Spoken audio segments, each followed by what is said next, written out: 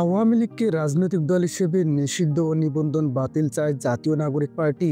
দলটিকে নিষিদ্ধের দাবিতে সারা দেশে বিক্ষোভ চলমান রাখার ঘোষণা দিয়েছেন এনসিপির আহ্বায়ক নাহিদ ইসলাম। রাজধানীর বাংলা মোটরে আয়োজিত সংবাদ সম্মেলনে নাহিদ বলেন, গণহত্যাকারী ও মানবতা বিরোধী অপরাধের বিচার চলাকালীন আওয়ামী লীগ ও সব সহযোগী সংগঠনের রাজনৈতিক কার্যক্রমকে নিষিদ্ধ করতে হবে। এই মাফিয়া গোষ্ঠীর রাজনীতিতে ফেরানোর যে কোনো প্রচেষ্টাকে এনসিপি প্রতিহত করার অঙ্গীকার ব্যক্ত করেছে। নাহিদ আরও বলেন, এনসিপি মনে করে বিচারের কার্যক্রম দৃশ্যমান হতে হবে।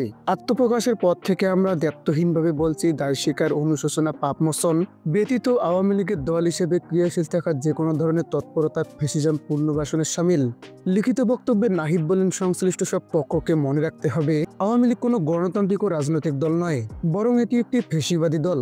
নির্বাচনের ভোটের মাধ্যমে আওয়ামী লীগের পরাজয় ঘটেনি। দল হিসেবে আওয়ামী লীগ সাংগঠনিক সিদ্ধান্তের মাধ্যমে বাংলাদেশে গণহত্যা চালিয়েছে, যার ফলশ্রুতিতে বাংলাদেশের ইতিহাসে নজিরবিহীন ছাত্র জনতার অভ্যুত্থানের মাধ্যমে আওয়ামী ফ্যাসিবাদী বাংলাদেশ থেকে উৎখাত হয়েছে। সাবেক তথ্য উপদেষ্টা আরও বলেন, আওয়ামী লীগ এই মুহূর্তে গণতান্ত্রিক ফ্রেমওয়ার্কের বাইরে অবস্থান করছে। আওয়ামী লীগকে নির্বাচনে অংশগ্রহণ করতে দেওয়ার যে কোনো ধরনের আলোচনা এনসিপি দৃঢ়তার সঙ্গে প্রত্যাখ্যান করে। আওয়ামী লীগ দল এবং মতাদর্শের বিরুদ্ধে বাংলাদেশের জনগণ ৩৬ জুলাই মতামত জানিয়ে দিয়েছে।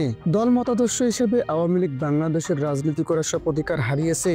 গণহত্যাকারী ও মানবতা বিরোধী অপরাধের বিচার চলাকালীন আওয়ামী লীগ ও সব সহযোগী সংগঠনের রাজনৈতিক কার্যক্রমকে নিষিদ্ধ করতে হবে।